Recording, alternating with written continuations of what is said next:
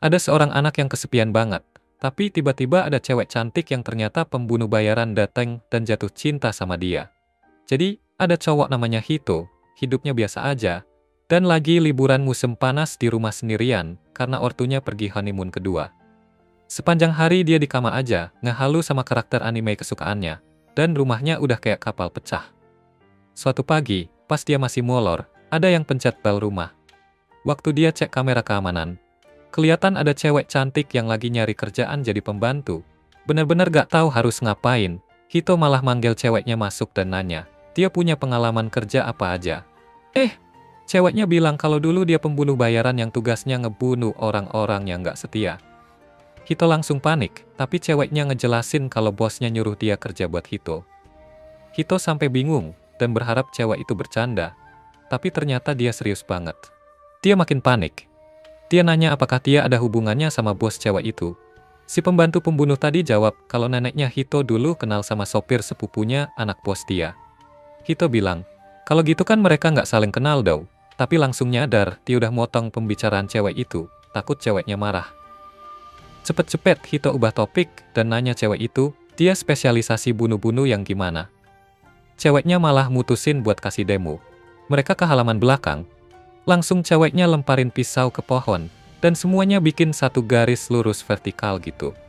Ngeliat itu, Hito sampai ngompol saking kagetnya, dan bilang kalau dia nggak punya musuh yang pengen dibunuh. Dan karena dia juga nggak kenal bosnya si cewek, lebih baik ceweknya pulang aja.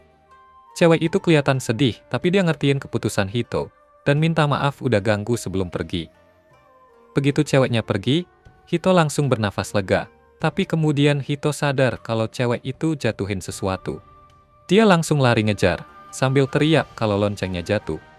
Pas sampai di perempatan, dia lihat truk ada di depannya, dan langsung sadar kalau dia dalam masalah.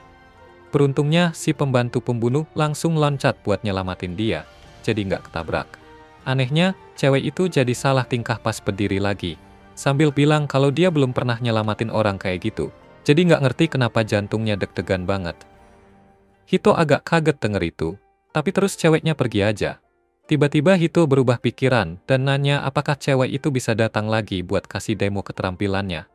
Begitu sampai rumah, ceweknya mulai ceramahin Hito tentang cara pakai pisau. Tapi Hito bilang dia cuma pengen cewek itu bantu bersihin rumah aja.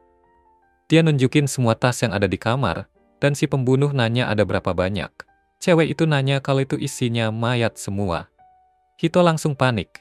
Coba ngejelasin kalau dia sama sekali nggak ada hubungannya sama kerjaannya si cewek. Dan dia cuma butuh pembantu rumah biasa. Karena cewek itu udah nyelamatin hidupnya, Hito mau bantu juga. Dan ceweknya nanya apakah dia bakal dipekerjakan kalau bisa jadi pembantu yang baik. Ceweknya berusaha sebaik mungkin, tapi baru mulai kerja sebentar, dia udah mecahin pel lantai, air tumpah kemana-mana, dan ember malah nempel di kepalanya. Dia gugup, dan minta maaf ke Hito, bilang bakal bersihin kekacauan ini dengan cepat. Tapi dia malah kepleset di lantai basah. Dan sebelum Hito bisa nangkep, cewek itu nunjukin keahlian akrobatiknya, dan sukses mendarat dengan sempurna. Eksekusi sempurna itu kacau lagi gara-gara ember jatuh ke kepalanya lagi, dan Hito nanya apakah dia selalu ceroboh kayak gitu. Ceweknya jadi lemes dan sedih dengarnya, terus gak tahu ngapain selain membunuh. Dia bilang bakal ngerti kalau Hito gak mau mempekerjakan dia lagi, tapi Hito malah ngambil ember dari kepalanya dan kasih handuk. Bilang bahwa dia selalu bisa belajar hal baru. Dia bantu cewek itu bersih-bersih rumah sambil ngajarin cara yang benar. Dan gak lama rumah mereka jadi kinclong. Setelah pres bersih-bersih, Hito mulai lapar, tapi pembantu barunya gak bisa masak. Jadi dia mutusin buat bantuin juga. Ceweknya ambil bagian sayur-sayuran, dan dengan skill pisaunya yang mantap, dia bisa hancurin kol dalam hitungan detik. Hito terus ngeluarin potongan daging babi yang udah dia beli sebelumnya, dan ceweknya malah gak tahu apa itu. Dia bilang selama ini dia gak peduli rasa makanan karena buat dia itu cuma buat nutrisi doang. Dan Hito ngerasa tersinggung dengar itu. Dia langsung promosiin potongan daging babi dari toko lokalnya. Tapi reaksi si cewek tetap datar aja. Tapi Hito nggak patah semangat dan mikir kalau ceweknya bakal berubah reaksi pas nyobain potongan daging babinya. Tiba-tiba dia sadar kalau dia belum nanya nama si cewek. Pembantu itu bilang kalau dia nggak punya nama. Dan sebagai bosnya, Hito bebas buat manggil dia apa aja. Dia mikir, tapi nggak dapat ide. Jadi untuk sementara dia panggil ceweknya Mate. Hito nyiapin makanan, dan mereka mulai makan sambil dia penasaran nunggu reaksi si Mate. Walaupun dia nggak ngerasa rasa yang spesial, dia ngerasain kehangatan yang belum pernah dia rasain sebelumnya, dan bilang kalau makanannya enak. Tapi, pas Hito nyuruh dia coba pakai saus spesial yang isinya 90% mecin, dia langsung kewalahan sama rasanya. Malamnya, Hito kebangun sambil nangis karena mimpi buruk tentang mamanya, ninggalin dia, yang sering dia alami. Mendadak Hito merasa lapar, jadi dia mutusin buat ke dapur ambil mie instan. Tapi dia kaget banget pas tahu ada orang di sana. Dia takut kalau si pembantu pembunuh sebenarnya pengen ngebunuh dia pas lengah. Jadi dia ngintip dengan gugup ke dapur. Dia lihat si Mate ada di sana dengan bercak merah di wajahnya dan langsung panik. Tapi pas Mate berbalik bawa botol saus di tangannya, Hito langsung ngerasa lega. Mate kelihatan panik. Tapi dia bilang supaya tenang aja karena dia ngerti rasanya pengen ngemil tengah malam. Hito nyiapin sisa makanan dan mie instan buat ngemil. Dan setelah makan, si Mate nanya kalau Hito tadi abis mimpi buruk. Dia cerita pas lagi jalan ke dapur, dia dengar suara erangan dari kamar Hito, dan takut ada yang nyerang. Dia masuk diam-diam, malah nemuin Hito nangis dalam tidurnya. Hito malu banget dengar itu. Terus si Mate bilang kalau dia manggil-manggil nama mamanya berulang kali. Mate kemudian ceritain soal mimpinya yang aneh, di mana ada botol saus gede yang bisa ngomong, tapi pas dia mau jilat, botolnya malah hilang. Hito sampai bengong dengar cerita itu, dan si Mate bilang kalau itu pengalaman baru buat dia, karena biasanya semua mimpinya cuma tentang membunuh atau dibunuh. Makanya dia merasa sedih Hito punya mimpi buruk, dan dia nggak tahu gimana cara menenangkannya. Hito bilang nggak masalah, karena sejak ibunya pergi ninggalin keluarganya, dia sering mimpi tentang ibunya pergi. Dia cerita kalau waktu kecil, setiap mimpi buruk, dia tidur di pangkuan mamanya. Si Mate langsung nawarin pahanya yang empuk buat jadi bantal. Hito kaget banget dan bilang kalau dia udah bukan anak kecil lagi, dan dia ngerti kalau nggak bisa sembarang tidur di pangkuan orang. Mendengar itu, si Mate tiba-tiba merasa kosong dan nggak berguna. Terus kepikiran kata-kata bosnya yang dulu, yang bilang kalau dia cuma bagus buat membunuh. Badannya mulai merasa dingin, sampai tiba-tiba, Hito yang suka ngehalu itu naruh kepalanya di pangkuan si Mate. Mate mulai merasakan kehangatan dan bilang ke Hito, dia boleh tidur di pangkuannya selama yang dia mau. Keesokan harinya, Mate mulai motong-motong sampah, biar jadi lebih ringkas. Dan Hito kagum ngelihatnya. Pas dia keluar buat buang sampah, dia nemu anak anjing yang ditinggal di depan pintunya sama seseorang biar dia ngerawatnya. Hito kesal sambil mikir apa rumahnya ini semacam panti asuhan buat nampung hewan liar dari segala jenis. Saat Mate nemu secari kertas di dalam kotak. Tulisannya bilang kalau pemilik anjing beli dengan asumsi itu ras kecil, tapi ternyata anjingnya bisa gede, dan dia nggak punya uang atau waktu buat ngerawatnya. Jadi, pemiliknya ninggalin anak anjing di depan rumah yang kelihatan paling kaya di lingkungan itu, dan berharap orang yang nemu bakal ngerawatnya. Hito frustasi. Tapi dia tetap mutusin buat adopsi anjing itu, karena nggak bakal bisa bertahan di luar pas musim panas. Mate tiba-tiba keinget trauma lama gara-gara kata-kata Hito, dan bilang kalau menyelamatkan hidup tanpa mikir panjang gak selalu jadi hal terbaik. Dan mereka yang ditinggalkan, harusnya jadi lebih kuat, biar bisa bertahan sendiri. Dia bilang ke Hito kalau menunjukkan rasa kasihan ke anjing itu, mungkin bisa bikin dia nyesel di masa depan. Hito cuma jawab, kalau dia nggak terlalu mikirin hal yang terlalu filosofis kayak gitu. Dia angkat anak anjing itu di pelukannya, dan nanya ke Mate, apakah dia nyelamatin Hito kemarin karena rasa kasihan, atau cuma karena naluri buat selamatkan nyawa seseorang. Dia bilang bahwa naluri manusia itu menolong mereka yang bisa ditolong, terus bawa anak anjing itu masuk. Hito ngeliat anak anjingnya lucu dan menggemaskan banget. Terus dia nanya ke Mate, apa mau pegang juga? Dia bilang ogah dan menjauh waktu Hito bawa anak anjing itu ke arahnya. Hito nanya apa dia takut sama anjing, dan si Mate jadi malu sambil ngaku kalau dia emang agak takut. Tapi, dia nambahin kalau Hito nyuruh dia buat gendong atau main sama anak anjing itu, dia bakal nurut meski takut. Hito bilang dia nggak perlu maksa diri, terus nanya kenapa sih dia takut sama anjing. Mate cerita kalau dulu waktu bosnya ngelatih dia jadi pembunuh bayaran, dia ditinggal di hutan sama anjing liar. Dan itu bikin trauma seumur hidup. Hito bilang itu masalah serius, Soalnya dia pengen pelihara anak anjing itu di rumah untuk sementara, dan dia berharap Mate bisa bantu-bantu. Kata-kata Hito benar-benar kena banget buat si Mate, dan dia jadi pengen bermanfaat buat majikan barunya. Dia mutusin buat ngatasi rasa takutnya, dan nanya apakah dia bisa gendong anjingnya. Hito kasihin anak anjingnya, dan si Mate mulai getar-getar kayak HP Nokia jadul, pas anak anjingnya tiduran di pelukannya. Hito nanya, sebenarnya kenapa sih dia takut banget? Mate bilang kalau anjingnya punya cakar dan taring tajam, tapi Hito bilang kalau anjingnya kelihatannya lucu dan polos. Tiba-tiba si anak anjing mulai gigiti jari Mate. Dan dia langsung panik banget, sampai hampir ngelempar anak anjing itu keluar jendela. Untungnya, Hito langsung menghentikan dan ambil alih anjingnya. Sementara Mate ngos-ngosan di lantai, anjing itu mulai gigit-gigit jari Hito juga. Dan dia sadar kalau giginya si anak anjing lagi gatal. Jadi dia bawa ke pet shop terdekat buat dicek dan beli barang-barang yang diperlukan. Pas mereka pulang, Hito ngucapin terima kasih ke Mate karena udah bantu belanja. Dia tiba-tiba bilang kalau dia belum pernah lihat siapapun sebaik Hito, karena perintah yang dia dapat dari Hito beda banget dari yang biasa dia terima. Dulu, kerjanya soal ngebunuh orang dan gagal bukan pilihan. Tapi Hito malah baik banget sama dia meskipun dia udah salah melulu. Dia nanya, dia bisa ngapain biar jadi lebih berguna buat Hito? Dan apakah dia pantas buat tinggal sama Hito? Belum sempat Hito jawab, si anak anjing mulai kabur. Tapi Hito berhasil nangkep anjingnya. Kemudian, Hito bilang ke Mate bahwa dia pasti pernah kepikiran buat berhenti jadi pembunuh dan pengen hidup kayak cewek biasa. Dia bilang ini kesempatan buat dia, jadi jangan terlalu dipikirin. Si Mate tiba-tiba sadar kalau selama jadi pembunuh bayaran, dia nggak pernah kepikiran buat berhenti.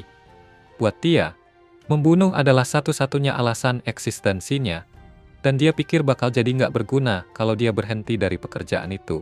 Tiba-tiba, Hito bilang ke Mate buat lihat matahari terbenam yang luar biasa indah, dan dia ikut berdiri di sebelah Hito. Dia mikir, kalau dia tetap bareng Hito, mungkin dia bisa belajar dan paham lebih banyak tentang apa yang sebenarnya dia inginkan. Hito bilang waktu pertama kali dia datang ke rumah, Hito beneran takut, karena dia belum pernah lihat pembunuh bayaran di kehidupan nyata. Tapi setelah mengenal Mate, dia ngerasa kalau Mate itu orang baik di dalam hatinya. Dengar dibilang orang baik, si Mate langsung ingat masa-masa dia masih cewek biasa dan dipuji ortunya. Dia tiba-tiba nanya ke Hito, gimana caranya jadi cewek normal lagi? Dan saran pertama Hito adalah soal kegagalannya. Hito bilang, karena semua yang dia minta ke Mate itu hal baru, wajar kalau dia gagal, jadi jangan biarin kegagalan itu jadi beban. Kemudian, si Mate mulai siap-siap buat masak makan malam dan motong kol seperti orang biasa. Si Mate mikir kalau ngelakuin sesuatu dengan cara biasa, itu jauh lebih gampang dan gak butuh konsentrasi tinggi. Terus mulai mikirin soal makan malam. Tiba-tiba, si anak anjing datang dan mulai menggosokkan badannya di kaki Mate. Dia kaget dan langsung nunjukin pisau ke anak anjing itu. Mikir kalau anjingnya nyerang dia dari belakang. Tapi pas lihat anak anjingnya gemetaran dan jatuh, dia sadar kalau itu cuma lapar. Dia kasih makan anak anjingnya dan coba pegang buat ngatasi rasa takutnya. Pas banget Hito masuk kamar dan bikin dia kaget. Dia kagum Mate udah kasih makan anjingnya dan ngucapin terima kasih.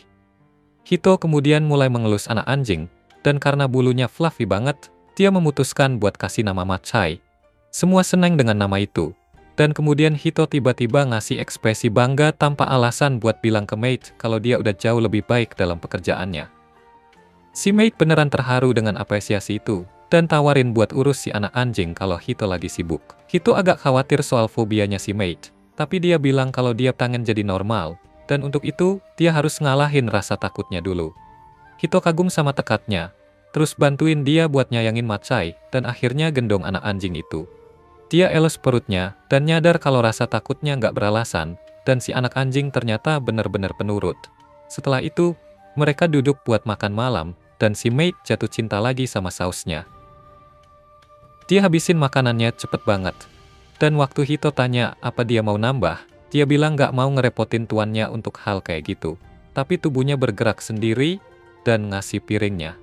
Hito bilang kedibat berhenti ragu-ragu terus, dan bilang aja kalau mau sesuatu. Mate langsung manfaatin kesempatan itu dan minta Hito kasih nama buat dia. Hito mulai nanya beberapa pertanyaan rutin sebelum milih nama yang cocok. Hito nanya tentang ulang tahunnya, Dan satu-satunya yang dia tahu soal ulang tahunnya adalah kalau waktu itu salju turun deras.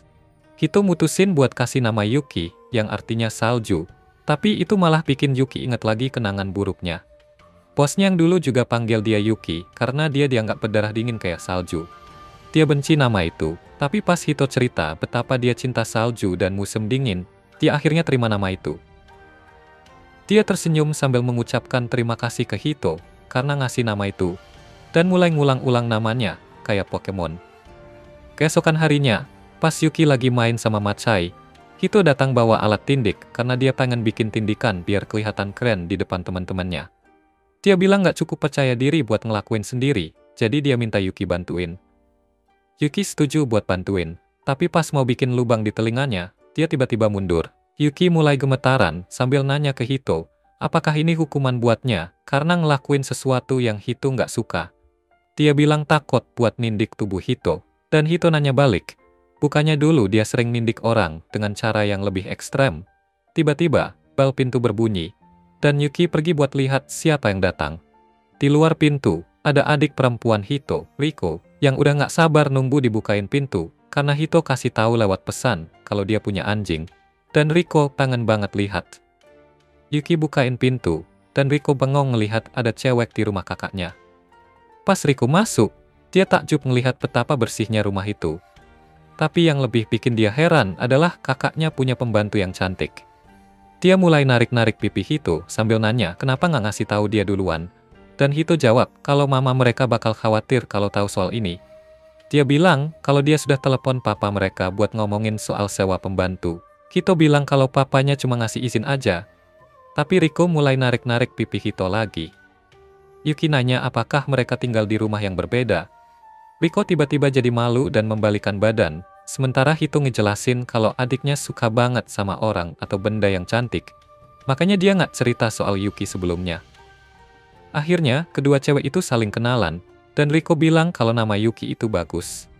Yuki ngucapin terima kasih dan bilang kalau nama itu dari Hito, karena dulunya dia pembunuh bayaran dan nggak punya nama tetap. Hito coba ngehentikan Yuki, tapi udah terlambat, dan Riko langsung bengong. Tapi, bukannya takut, Riko malah kagum karena Yuki cantik sekaligus kuat. Dia minta tanda tangan Yuki, tapi kecewa pas lihat tulisannya yang kasar dan kekanak-kanakan. Yuki jadi khawatir lihat reaksi Riko dan Hito. Yuki kasih tahu kalau dia emang nggak jago nulis, tapi bisa ngomong 12 bahasa dengan lancar. Riko makin kagum dan mutusin buat bikin proyek liburan musim panasnya tentang Yuki. Dia minta Yuki buat nunjukin skill pembunuh bayaran, dan Hito langsung nyuruh adiknya berhenti. Dia bilang jangan nulis apapun yang bisa bikin masalah buat Yuki. Tapi Riko bilang bakal nulisnya seolah-olah itu cerita fiksi aja. Riko balik lagi ke Yuki, yang ngajak dia ke halaman belakang buat lihat kemampuannya. Di sana, Riko berdiri dengan apel di kepalanya, dan dia gak ragu sedikit pun soal ketepatan lemparan Yuki yang siap melempar pisau ke arahnya. Yuki berhasil kena apel tepat di tengahnya, dan Riko benar-benar senang ngelihatnya. Dia tanya Yuki dari mana dia ngeluarin pisau itu, dan Yuki jawab kalau pisau itu disimpan di dalam pakaiannya. Dulunya dia bawa 16 pisau, tapi Hito bilang itu terlalu banyak, jadi sekarang dia cuma bawa 5 pisau aja. Setelah itu, pas Riko lagi nanya-nanya terus, perutnya tiba-tiba bunyi kelaparan, dan Hito ketawa bilang kalau udah hampir waktunya makan siang. Riko minta Yuki buat masakin makanan andalannya, tapi satu-satunya yang dia tahu soal masak-memasak cuma motong-motong kol. Tapi, mereka kan bukan herbivora yang makannya cuma itu, jadi mereka keluar buat makan Big Mac. Riko lihat poster festival musim panas yang bakal diadain malam ini, dan Hito bilang ke Yuki kalau di festival itu ada jual saus yang spesial banget. Yuki sampai ngiler dengarnya, dan minta Hito buat ngajak dia ke sana, dan tentu aja dia senang hati terima. Mereka bertiga pergi ke festival, dan coba-coba main tembak-tembakan. Riko nggak kena apa-apa, dan Yuki maju buat nunjukin skillnya. Tapi, ternyata dia juga nggak kena apa-apa. Yuki mikir kalau pistolnya bengkok, dan mulai ragu apakah dia beneran cocok jadi pembunuh bayaran. Setelah itu, mereka coba main tangkap ikan mas, dan kali ini Yuki nunjukin skillnya. Selanjutnya, mereka ke toko saus, dan Yuki menikmati banget kerupuk yang dilumuri saus lezat. Riko lari buat beli minuman, dan Hito sama Yuki mutusin buat nungguin di dekat situ. Sambil nunggu, Hito nanya apakah Yuki pernah ke festival sebelumnya, dan Yuki bilang kalau dia pernah. Tapi cuma buat ngincer targetnya. Dia jadi sedih ingat masa lalunya yang kelam, tapi tiba-tiba kembang api mulai menyala, dan dia terkagum-kagum melihatnya. Gak lama, Riko balik bawa minuman, dan duduk di antara mereka buat lihat kembang api. Setelah itu mereka pulang, dan tiba-tiba ada pengendara motor ngebut ke arah mereka. Mereka dengar ada orang teriak kalau itu perampok yang baru aja nyuri barang-barangnya. Dan pengendara motor itu hampir nabrak Riko. Tapi Yuki berhasil nyelamatin dia. Hito buru-buru ngecek kondisi mereka. Dan dia malah ngira kalau adiknya jadi suka setelah dipeluk Yuki. Dia senang karena gak ada yang terluka. Tapi dia marah banget sama si pengendara motor karena merampok orang yang gak bersalah dan bahayakan nyawa orang lain. Hito bilang kalau orang kayak gitu harus dihukum. Dan Yuki langsung nerima itu sebagai misinya. Dia mulai manjat gedung dan ngejar perampoknya kayak Spider-Man. Bahkan sebelum Hito sempat nyuruh dia buat berhenti. Dan Riko bilang mereka harus ikut Yuki, karena dia pengen lihat Yuki ngalahin perampoknya. Mereka ngikutin Yuki yang lompat-lompat di atap. Dan dia nggak lama kemudian nemuin si pengendara motor. Yuki melompat dari gedung dan melempar 2 pisau buat meledakkan ban motornya, bikin dia jatuh di gang. Hito dan Riko sampai di tempat itu pas banget saat Yuki mendekati perampok dengan pisau di tangannya. Hito panik dan minta Yuki buat nggak bunuh perampoknya, tapi Yuki cuma ketok helmnya sambil bilang kalau ini hukumannya. Hito lega ketika Yuki berbalik dan bilang kalau menurutnya ini hukuman yang normal, apalagi perempuan yang dirampok sudah datang ke tempat kejadian bareng polisi buat nangkep si perampok. Hito dan para cewek itu pulang ke rumah. Dan Riko bilang ke Yuki kalau teman-temannya di sekolah pasti bakal kaget banget pas dia cerita tentang Yuki. Yuki penasaran dengar tentang sekolah, soalnya dia belum pernah ke sana. Riko cerita kalau sekolah itu tempat yang asik, selama gak ada anak pendiam yang bawa senjata. Dan di sana mereka bisa dapat teman-teman baru dan belajar banyak hal. Riko kemudian lari ke rumahnya dan kata-katanya bikin Yuki jadi tertarik buat sekolah. Dia bilang ke Hito bahwa mungkin sekolah bisa bantu dia jadi lebih normal, dan Hito setuju sambil mikir apakah Yuki memang tertarik buat sekolah, tapi masih bisa masuk sekolah di usianya sekarang. Nah, waktu berlalu dan liburan musim panas pun berakhir. Pas Hito balik ke sekolah untuk mulai tahun ajaran baru di SMA, dia mikir apakah Yuki bakal baik-baik aja sendirian di rumah. Tiba-tiba, salah satu teman preman datang dan nanya, apakah dia udah dengar kabar tentang cosplayer pembantu cantik di kota? Hito langsung semprot minumannya sambil pura-pura nggak tahu apa-apa, biar nggak banyak ditanya. Salah satu temannya bilang kalau dia kadang lihat si pembantu cantik itu di perpustakaan, dan Hito jadi penasaran kenapa Yuki ke perpustakaan. Tiba-tiba, guru mereka masuk kelas dan bilang kalau ada murid pindahan baru hari ini. Murid baru itu ternyata Yuki, dan Hito langsung panik lihat dia. Guru ngenalin Yuki sebagai sepupu Hito, dan nyuruh dia duduk di depan Hito. Hito masih nggak bisa mencerna semua yang terjadi. Tapi begitu Yuki nengok dan bilang kalau dia nggak sabar buat belajar bareng tuannya, seluruh kelas jadi iri sama Hito. Sisa hari itu jadi sulit banget buat Hito. Dan pas Riko datang menjumpainya setelah sekolah, Hito udah kayak patung aja. Dia langsung nyadar kalau Riko yang bikin semua ini, dan Riko lompat kegirangan sambil bilang kalau ini adalah kejutan besar buat dia. Hito agak kecewa, tapi saat mereka jalan pulang, Riko bilang kalau Yuki ternyata tak belajar dengan cepat banget, dan dia pelajarin dasar-dasar segala hal cuma dalam 3 hari. Hito bilang kalau dia lebih penasaran tentang hal lain, kayak gimana caranya Yuki bisa masuk sekolah dan bahkan masuk di kelasnya lagi. Dia nanya kenapa harus pura-pura jadi sepupunya, dan kenapa juga mereka rahasiain dari dia. Yuki bilang kalau ide pura-pura jadi sepupu itu datang dari Riko. Karena itu bakal bikin cerita latar belakang yang lebih meyakinkan. Soal masuk sekolah, Yuki pakai koneksinya di dunia bawah tanah buat bantu urusan itu. Dia juga bilang kalau Riko minta dia buat nggak ngasih tahu Hito soal masuk sekolah karena bakal lebih seru lihat reaksinya nanti waktu tahu. Hito pun nyubit Riko gara-gara ini, dan Yuki khawatir Hito marah. Dia bilang kalau dia gak marah, cuma kaget aja. Dan kemudian bilang kalau mereka harus menikmati masa SMA mereka bareng-bareng mulai sekarang. Besoknya, begitu waktu istirahat dimulai, semua murid langsung buru-buru ke kantin buat beli roti katsuda sudah spesial, cuma dijual seminggu sekali. Yuki penasaran sama roti itu, dan Hito cerita kalau toko roti katsuda itu terkenal banget, Dan sekolah punya kerja sama mereka supaya murid bisa beli roti enak mereka sekali seminggu. Karena langka, roti itu cuma tersedia dalam jumlah sedikit, dan semua orang berlomba buat jadi yang pertama beli. Hito mulai cerita ke Yuki tentang berbagai varian roti yang mereka jual, termasuk yang ada saus enaknya di dalam. Itu aja udah bikin Yuki tertarik, dan dia bilang ke Hito kalau dia bakal dapetin rotinya buat mereka berdua. Hito bilang kalau itu bakal susah, karena kelas mereka paling jauh dari kantin, tapi Yuki gak mau mundur. Dia lompat keluar jendela dan naik ke atap, dan Hito ngikut sambil nyuruh dia berhenti. Tapi pas lihat wajah penuh tekad Yuki, dia sadar kalau percuma buat coba menghentikannya. Yuki lari di atas pagar, fokus penuh buat sampai ke toko roti Katsuda sebelum yang lain. Ngeliat tekad Yuki, Hito jadi inget sama adiknya waktu dia pengen makan dessert. Dan dia mikir, kalau gak ada yang bisa menghentikan cewek-cewek, kalau udah pengen makan sesuatu yang benar-benar mereka pengen makan. Pas itu, Hito ngelihat sekelompok penggemar roti Katsuda hardcore yang lagi lari menuju toko, dan dia khawatir situasinya bakal jadi aneh kalau Yuki tiba-tiba muncul di depan mereka.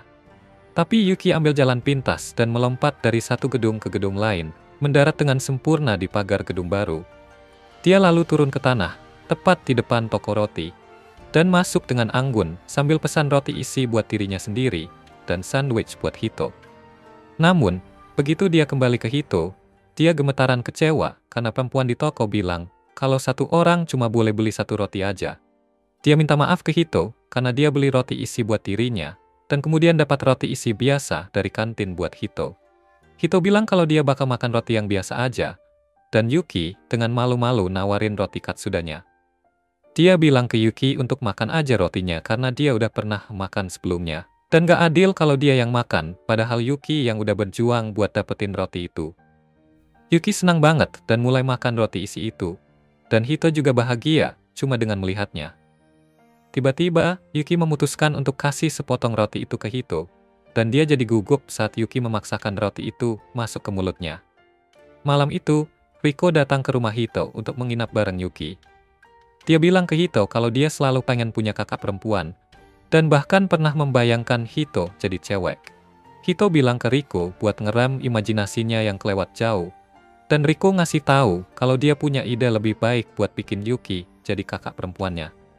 Dia bilang Hito harus menikahi Yuki, dan memasukkannya ke keluarga mereka, dan itu bakal jadi akhir yang sempurna buat semua orang. Hito jadi gugup banget waktu Riko bilang kalau Yuki jelas suka sama dia, dan dia coba menyangkalnya. Riko bilang kalau Hito nggak bakal ngerti perasaan cewek, tapi dia yakin Yuki bisa aja kapan-kapan nembak Hito. Dia bilang kalau mama mereka pasti bakal setuju sama pernikahan itu, tapi nggak yakin soal papa mereka. Pas itu, Yuki datang dan nanya siapa yang mau nikah. Hito panik, tapi Riko nggak ragu-ragu bilang ke Yuki kalau dia bakal seneng banget kalau Yuki nikah sama kakaknya. Dia nanya ke Yuki apakah dia suka Hito, dan Yuki ngejawab dengan bilang kalau dia kagum banget sama Hito. Hito hampir kehilangan akal sehatnya. Tapi Riko langsung ganti topik dan bilang kalau dia pengen makan buah. Mereka pergi keluar buat makan buah sambil menikmati udara segar, dan Riko mulai nge-shipping Hito dan Yuki lagi. Dia bilang ke Yuki kalau nanti pas Hito udah 18 tahun, mereka bisa nikah secara resmi karena Yuki lebih tua dari Hito.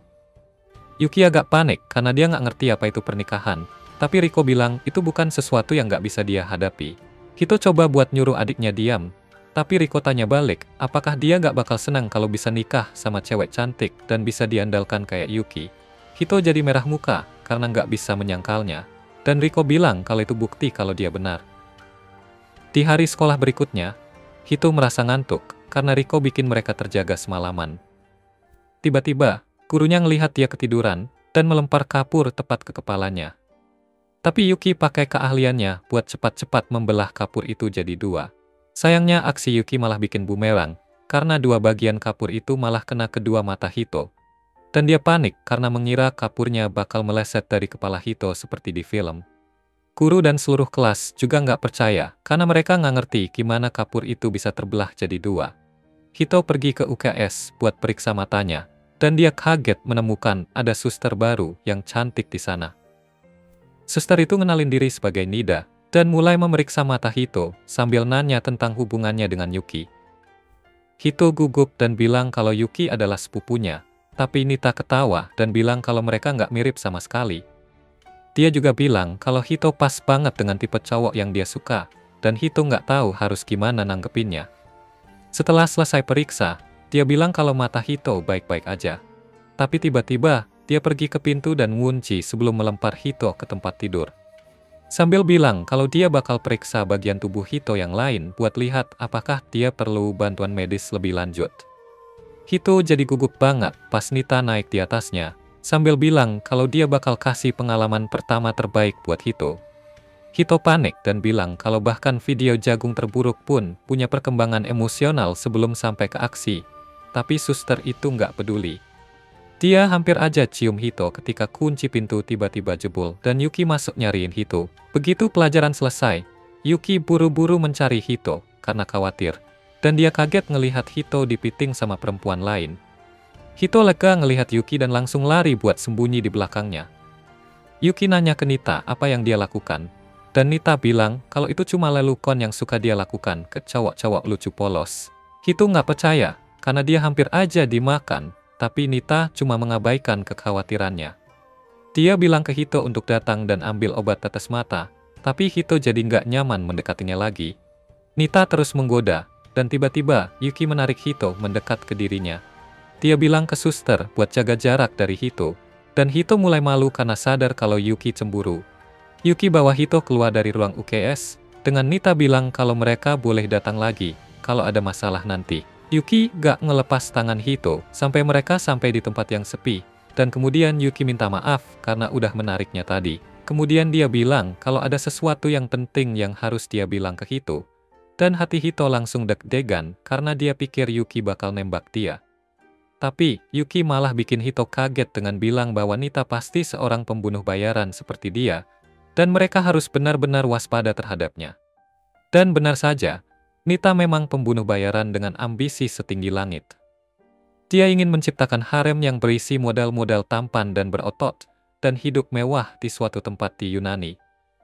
Untuk mencapai tujuan itu, dia jadi pembunuh bayaran dan membunuh banyak orang, dan sekarang tujuan akhirnya sudah di depan mata. Misi Nita saat ini adalah menghabisi Yuki, dan begitu dia berhasil, dia akan punya cukup uang untuk hidup seperti yang dia impikan. Sementara itu, di rumah Hito, dia mencoba tidur, tapi itu sulit banget karena Yuki terus berjaga buat melindunginya. Hito minta dia buat kasih dia tidur dengan damai, tapi Yuki menolak karena khawatir kalau Nita bakal nyerang Hito saat dia tidur. Yuki bilang dia perlu berjaga-jaga biar perempuan jahat itu nggak datang ke situ. Tapi Hito bilang dia nggak bisa tidur kalau Yuki terus-terusan ngeliatin dia. Yuki punya ide lebih baik, dan dia tiduran di sebelah Hito, yang sekarang jadi gugup dan gelisah. Dia sembunyi di balik selimut, karena nggak mau lihat apa yang mulai timbul dalam dirinya. Tapi kemudian bilang ke Yuki, bahwa dia lebih khawatir tentang dia, daripada dirinya sendiri. Dia curiga kalau Nita mungkin mengincar nyawa Yuki, dan Yuki langsung memikirkan kemungkinan itu.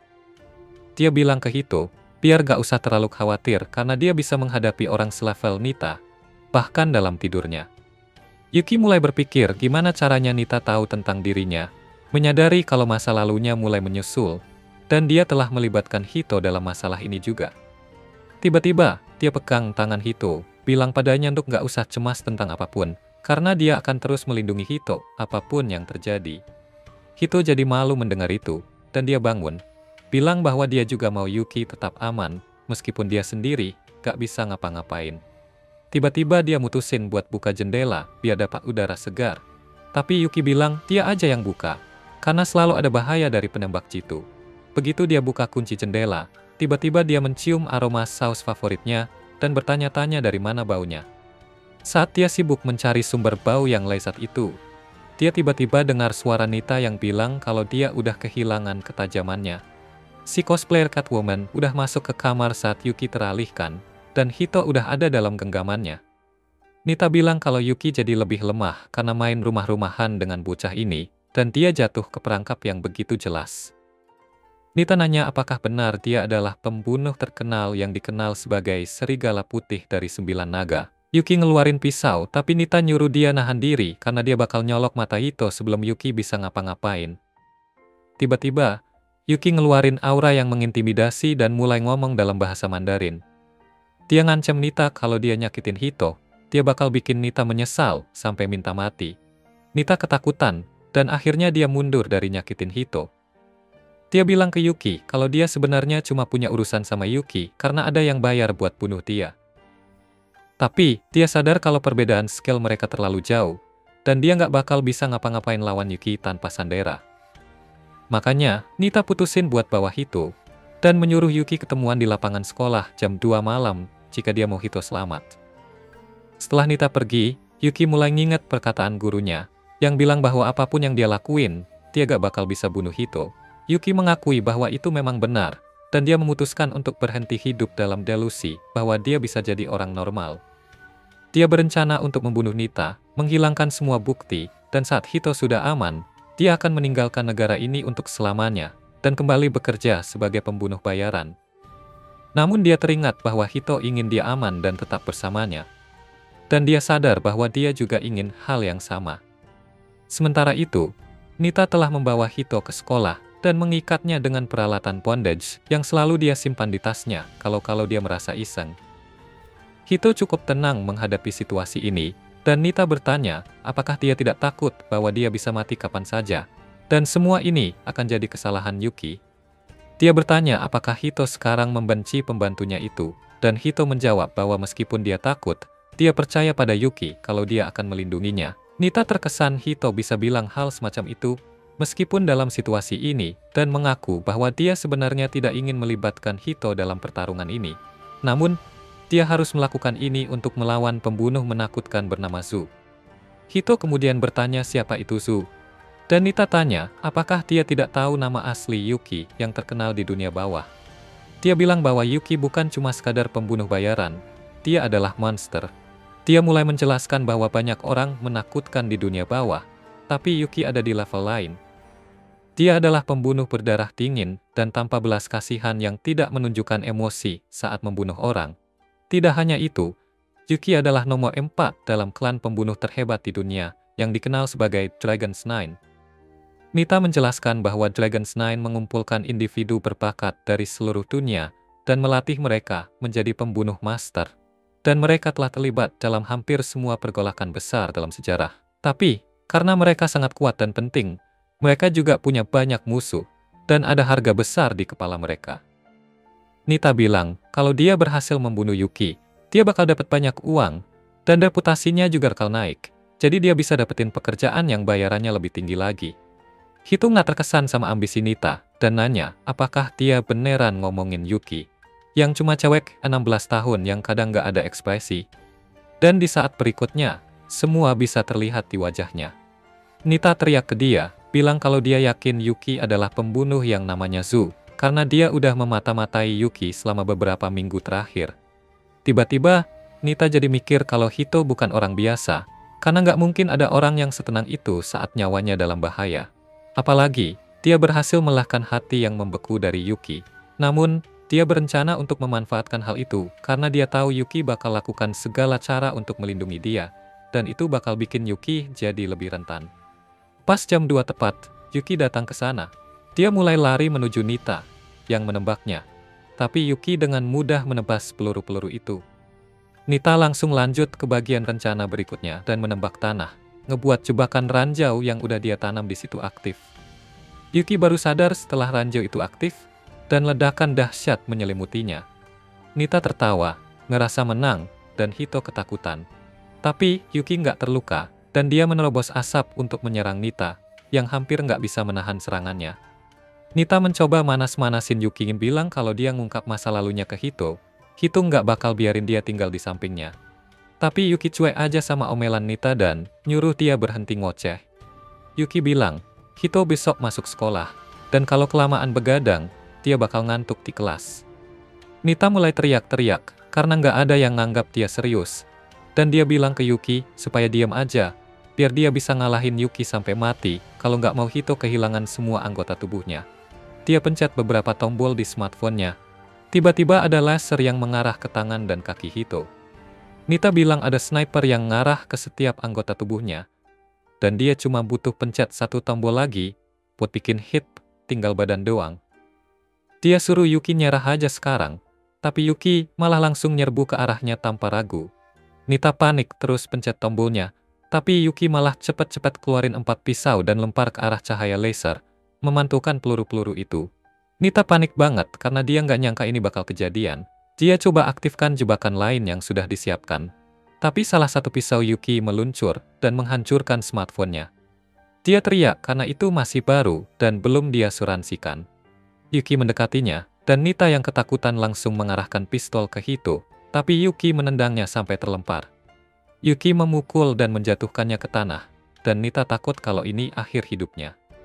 Dia coba mengalihkan perhatian Yuki dengan bilang kalau dia nggak akan pernah bisa hidup normal, karena dia masih seorang pembunuh, dan banyak orang akan datang untuk membunuhnya. Nita nanya, apakah Yuki bakal terus membunuh mereka, dan kemudian pura-pura ini adalah hidup yang normal. Tapi, Yuki menjawab kalau dia nggak akan membunuh siapapun lagi, dan juga tidak akan membiarkan siapapun mati karena dia. Dia bebaskan Hito dari ikatan dan pulang ke rumah. Sementara Nita masih antara percaya dan tidak. Nita sadar kalau semua rumor yang dia dengar tentang Yuki ternyata benar. Dan Yuki adalah seseorang yang akan pergi ke neraka sekalipun untuk mendapatkan apa yang dia inginkan. Untungnya, Yuki nggak pengen membunuh Nita. Kalau iya, Nita pasti sudah mati sejak lama. Nita tiba-tiba tertawa, merasa lega karena selamat setelah berhadapan dengan salah satu pembunuh paling mematikan di dunia. Sementara itu, saat Hito dan Yuki berjalan pulang, Yuki tiba-tiba minta maaf ke Hito atas apa yang terjadi hari ini. Dia bilang, jika Hito mau, dia bisa pergi dari hidup Hito selamanya supaya Hito tetap aman. Hito mendengar kesedihan di suaranya saat mengatakannya. Jadi dia cuma menggenggam tangan Yuki dan minta Yuki buat ngajarin dia beberapa teknik bela diri supaya dia bisa bantu Yuki lain kali. Yuki jadi emosional dengar itu, dan mereka dengan senang hati pulang ke rumah. Keesokan harinya di sekolah, para cewek main volley, dan Yuki terus mencetak poin dengan servisnya yang kuat. Anak-anak cowok cuma bisa ngehalu dari pinggir lapangan, dan mereka susah percaya kalau cewek sesempurna itu bisa ada hubungan sama Hito.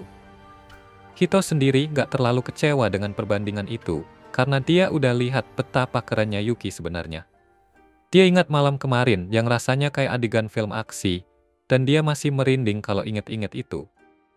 Dia penasaran tentang masa lalu Yuki, tapi dia nggak mau bikin Yuki nggak nyaman dengan bertanya soal itu. Gak lama, permainannya berhenti. Dan saat Yuki tersenyum ke arah Hito, semua cowok jadi iri padanya. Mereka mulai melihat Hito dengan rasa tidak suka, dan Hito memutuskan untuk tidak memperdulikan mereka. Saat dia lagi melamun, tiba-tiba ada bola voli melayang ke arah wajahnya. Tapi untungnya, seseorang menghentikannya tepat waktu. Hito melihat ke atas dan ternyata itu Nita, yang sekarang tiba-tiba rambutnya jadi pirang, dan dia menggoda Hito sambil tanya, apakah dia baik-baik saja. Hito jadi sangat gugup sekarang karena dia dihadapkan dengan orang yang dia suka, yang mencoba membunuhnya malam kemarin. Dan di atas itu semua, anak-anak cowok jadi makin iri sama Hito sekarang. Nida duduk di sebelahnya, menyenggolkan bahunya sambil meminta Hito untuk tidak dingin padanya. Hito pun masuk ke dalam kilas balik untuk menjelaskan bagaimana ini bisa terjadi. Pagi ini, saat dia dan Yuki datang ke sekolah, mereka berhadapan langsung dengan Nida dengan penampilan barunya. Yuki tetap waspada padanya, tapi Nida bilang kalau dia nggak bermaksud jahat lagi. Dia jelasin kalau dia tidak akan jadi suster sekolah lagi, karena dia punya karakter baru yang dia ciptakan sendiri. Sekarang dia akan menjadi guru olahraga baru yang datang dari kota lain, dan dia juga sepupu Hito. Hito kaget mendengar itu, dan bilang kalau mereka nggak mirip sama sekali, tapi Nida bilang kalau dia nggak perlu khawatir soal itu. Dia kemudian mengungkapkan bahwa dia adalah ahli dalam mengumpulkan informasi dan menyamar, tapi tampilan pirang ini adalah dirinya yang asli. Yuki nanya, sebenarnya apa yang sedang Nita lakukan di sini? Dan Nita jawab kalau dia paling suka hal-hal yang menarik, dan melihat pembunuh legendaris melayani seseorang yang payah itu sangat menghibur. Makanya dia berencana buat tetap di sekolah untuk mengamati mereka. Dia sekali lagi menyatakan bahwa dia tidak punya niat buruk terhadap mereka, dan berjanji nggak akan mencoba menyakiti Hito lagi.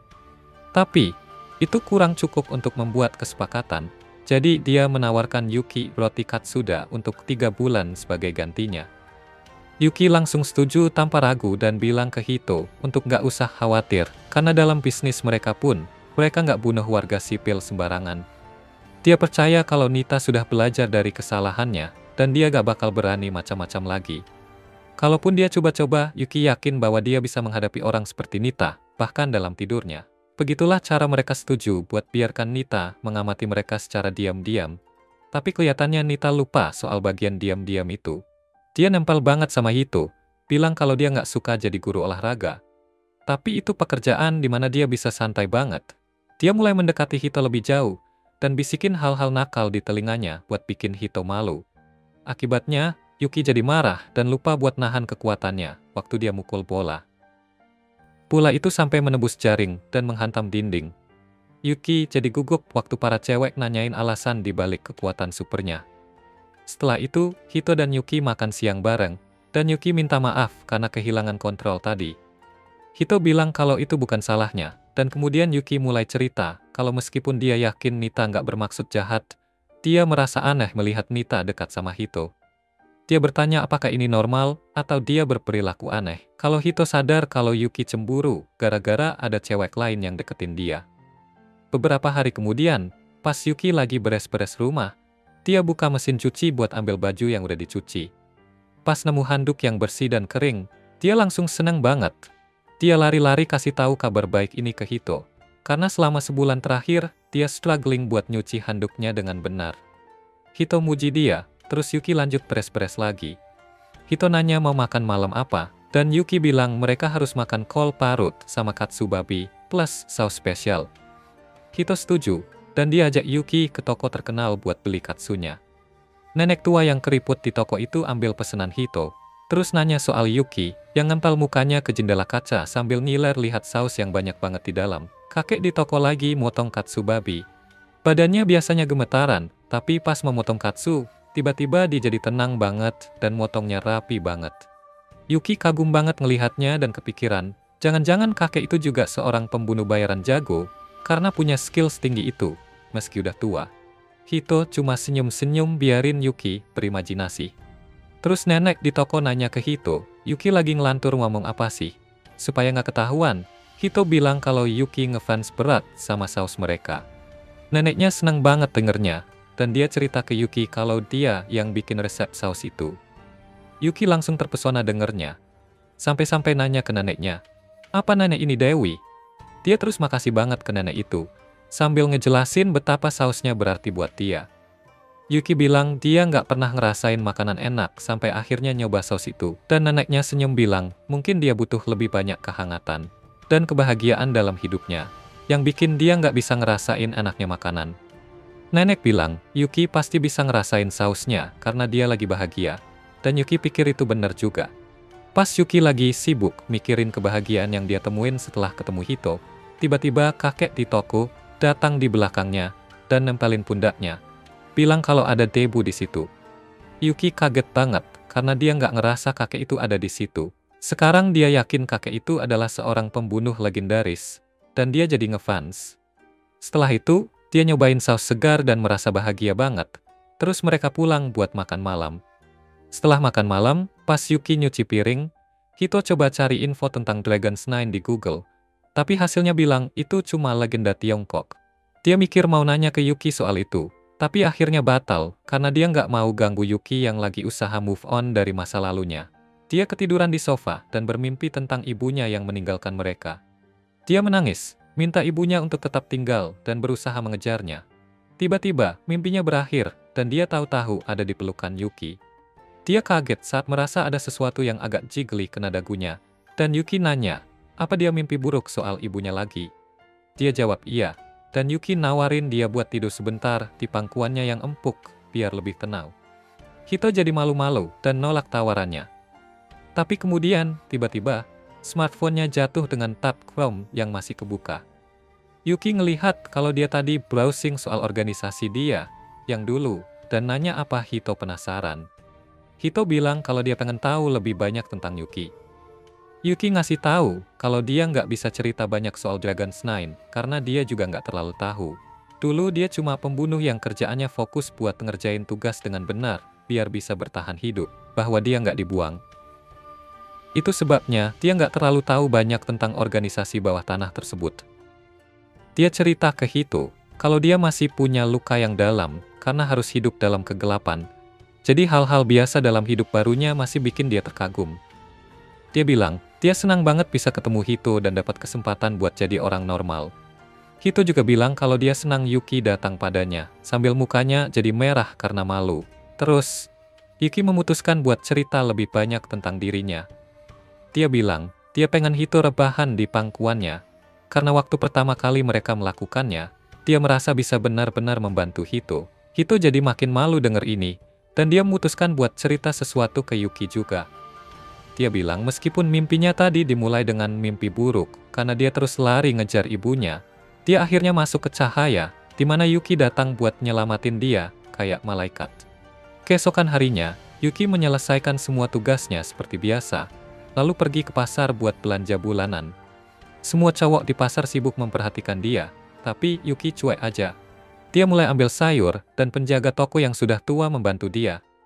Tiba-tiba, ada cewek yang datang ke Yuki dengan gugup dan bilang kalau dia udah ngamatin Yuki sejak lama, dan menganggap Yuki cantik dan keren banget.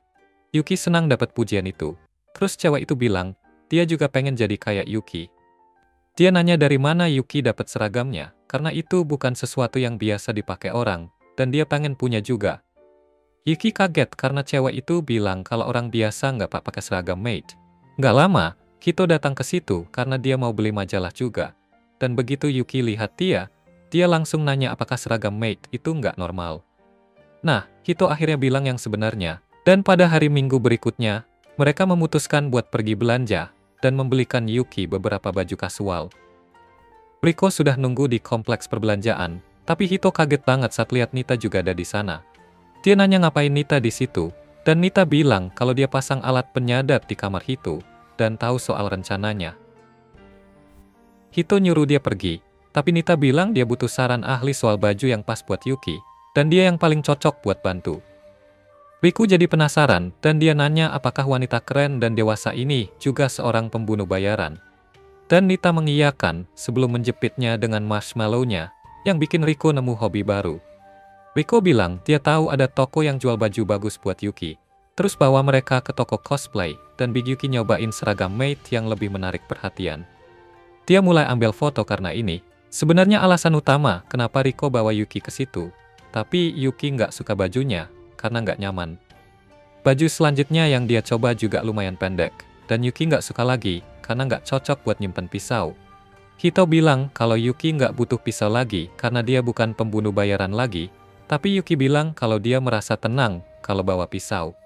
Habis itu, mereka pergi ke toko biasa, di mana Yuki coba beberapa pakaian normal. Dan Riko sama Nita selipin baju renang juga. Mereka nanya ke Hito mana yang paling dia suka. Dan dia bilang kalau dia lebih suka Yuki pakai gaun putih panjang. Nita mulai ngejek soal fantasi Hito, dan Hito jadi makin gak betah di situ. Akhirnya, mereka beli hampir semua yang Yuki coba dan siap-siap pulang. Tiba-tiba, mereka lihat toko yang jual barang Halloween, dan Riku buru-buru masuk buat beli kostum. Dia berdandan jadi penyihir, dan Yuki berdandan sama jadi penyihir, tapi lebih keren. Nita malah pakai kostum ala polisi dari situs terkenal, dan Riku suka banget gayanya. Mereka jadi makin akrab ngobrolin fantasi aneh mereka, sementara Hito dan Yuki melihat dari kejauhan. Hito bilang kalau Riku emang suka banget sama Halloween, tapi dia sendiri sih gak terlalu tertarik. Tiba-tiba, dia lihat poster film zombie yang lagi populer, dan nanya ke Yuki, apakah dia mau nonton. Cewek-cewek yang lain udah siap banget buat nonton, tapi Yuki bilang kalau dia belum pernah nonton film itu. Hito nanya, apa dia bahkan belum pernah ke bioskop, dan Yuki bilang kalau dia pernah ke sana, tapi cuma buat manfaatin suasana gelap buat menghabisi target. Hito jadi kikuk. Tapi dia bilang, Yuki harus coba nonton film kali ini. Mereka pergi ke bioskop, dan Nita malah ketiduran di tengah film, tapi Yuki serius nonton. Dia makin takut seiring berjalannya film, dan Yuki merasa takut, dan begitu filmnya selesai, Yuki jadi fobia sama zombie. Riku bilang kalau zombie itu lambat dan bodoh, dan dia bisa ngadepin mereka tanpa berusaha keras. Yuki setuju, tapi bilang kalau dia benci bau badan busuk. Dia juga bilang karena zombie udah mati, dia nggak bisa ngalahin mereka lagi. Dia mulai gemetaran ketakutan, jadi Hito memutuskan buat traktir para cewek makan dessert, biar Yuki tenang. Mereka saling berbagi dessert. dan seorang cewek pemalu berambut pink melihat mereka dari seberang jalan. Tiba-tiba, seorang pria menarik tangannya dan bilang kalau dia lengah. Dia bilang ke cewek yang namanya Naka itu, bahwa dia nggak akan bisa jadi pembunuh yang baik kalau kayak gitu, dan menyuruhnya untuk nggak hilang fokus dan tetap berlatih. Dia minta maaf dan bilang dia akan serius latihan. Tapi perhatiannya kembali ke Hito dan cewek-cewek yang lagi bersenang-senang. Belakangan, Nita pamit pulang ke rumahnya, dan dia pergi. Dan Riko bilang kalau lain kali mereka harus pergi belanja cuma berdua aja. Hito memutuskan untuk mengantar Riko pulang, dan Yuki bilang dia akan pulang duluan buat mulai menyiapkan makan malam. Setelah mereka pergi, Yuki menatap bayangannya di jendela toko, dan mulai berpikir tentang arti seragam maid dalam hidupnya. Begitu sampai di rumah, dia kembali mengenakan seragam maid dan pergi memeriksa Macai dan melihat mainan serta karpetnya kotor semua. Dia bilang akan bersih-bersih sekarang, tapi Macai malah lari bawa karpetnya. Dia coba mengejar Macai, tapi tiba-tiba cuaca jadi mendung dan berangin. Saat guntur berdentum di langit, Yuki tiba-tiba jadi paranoid dan mulai membayangkan serangan zombie. Sementara itu, Macai terus bermain dan menabrak meja di dapur, bikin sup dingin tumpah ke badannya. Yuki makin ketakutan dengar suara itu, dan saat Macai berjalan mendekatinya dengan handuk kotor di kepalanya, Yuki panik dan menyerangnya, mengira itu zombie. Ketika Hito pulang, dia menemukan bahwa Yuki telah merobek-robek handuk Macai karena parnonya, dan sekarang anjing itu sedih. Yuki minta maaf dan janji mau memperbaiki handuknya. Meskipun Hito nggak yakin itu mungkin, dia bilang pada Yuki untuk melakukan apa yang dia mau. Dia perhatikan kalau Yuki sudah kembali pakai seragam maid, dan bertanya apakah dia nggak suka sama baju yang mereka beli. Yuki bilang kalau dia sebenarnya suka, tapi dia belum bisa move on dari seragam maid, yang merupakan hadiah dari tuannya sebelumnya. Dia adalah pria tua yang sakit-sakitan yang membantunya keluar dari kehidupan pembunuh bayaran, dan pada akhirnya, dia yang mengirim Yuki ke Hito. Itulah sebabnya, dia ingin terus memakai seragam maid, karena itu mengingatkannya pada pria itu. Yuki bertanya ke Hito, apakah aneh jika dia terus menginginkan seragam ini yang sebenarnya takut sama zombie, padahal dia seorang pembunuh bayaran. Hito bilang kalau itu nggak aneh, karena wajar bagi orang-orang untuk suka sesuatu yang punya kenangan kuat, dan takut pada hal-hal yang memang menakutkan mereka. Dia bilang ke Yuki untuk berhenti mikirin gimana pandangan dunia terhadapnya, dan jadi versi normal yang cocok buat dirinya. Yuki senang mendengarnya, lalu Macai mulai berlarian di sekitar ruangan, karena dia pengen sekali handuknya diperbaiki. Hito mengangkat Macai dan menyadari kalau itu adalah handuk yang ada saat Macai ditinggalkan di depan pintunya. Dan dia berpikir, Macai terikat pada handuk yang mengingatkannya pada keluarganya. Yuki paham perasaan si anjing, karena belnya adalah satu-satunya hal yang mengingatkannya pada saudarinya yang jauh darinya. Hito terkejut dengar itu, dan bertanya ke Yuki, apakah dia benar-benar punya saudari, tapi Yuki cuma menatap dia tanpa ekspresi. Keesokan harinya, Hito dan Yuki pergi ke kedai ramen bareng Nita, karena cuma dia yang bisa bantu nyari informasi tentang saudarinya Yuki. Saat mereka duduk, Nita bilang kalau makan kali ini ditraktir oleh Hito. Setelah menghabiskan semangkuk ramen lebih cepat dari Naruto, Nita bilang bayaran itu nggak cukup buat mendapatkan jasanya. Hito jadi kesal dan ngajak untuk bayar masing-masing. Tapi Yuki sama sekali nggak memperhatikan mereka, karena dia sibuk menambahkan saus favoritnya ke ramen. Nita heboh sendiri, karena dia mengklaim dirinya sebagai murid Gordon Ramsay, dan dia bilang kalau menambahkan saus ke ramen yang sudah sempurna itu dosa. Yuki nggak mendengar omelannya, tapi lalu dia sadar kalau sausnya sudah hampir habis, dan dia jadi cemas. Jadi Hito mengajaknya ke toko untuk beli lagi. Tapi nenek kecil di toko bilang sausnya sudah habis terjual, karena semua siswa di daerah itu udah beli. Dan sekarang, mereka cuma punya cukup saus untuk kebutuhan bisnis reguler mereka. Yuki bilang nggak apa-apa, tapi Hito bisa mendengar suara hatinya yang hancur. Saat mereka pulang, Yuki menatap sisa saus yang tinggal sedikit di botol, dan bilang kalau dia akan memakainya dengan bijak, biar bisa cukup untuk seminggu. Hito ingin mengusir suasana hati Yuki yang murung ini, dan dia bertanya tentang saudarinya.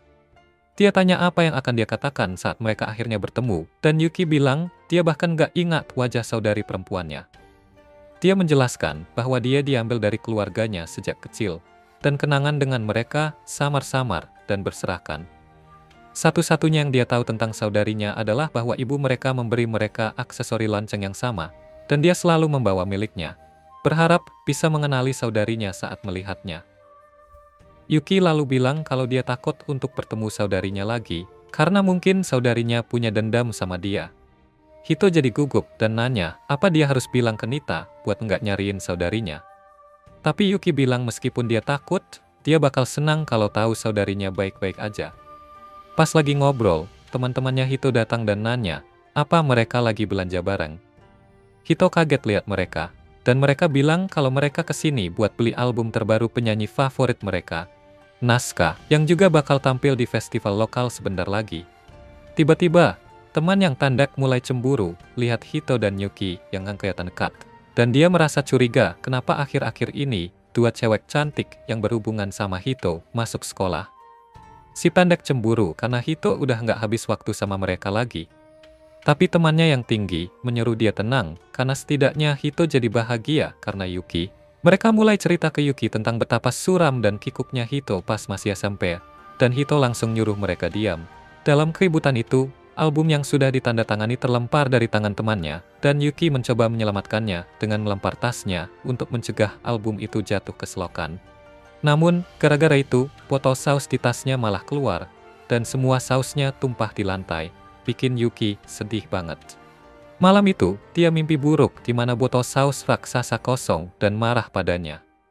Saat Hito datang untuk membangunkannya keesokan paginya, Yuki bilang kalau dia tidak punya alasan lagi untuk hidup. Hito mencoba menghiburnya, berkata bahwa dia bisa beli saus lagi minggu depan. Dan Yuki bilang kalau dia punya mimpi lain, tapi tidak mengungkapkan detailnya.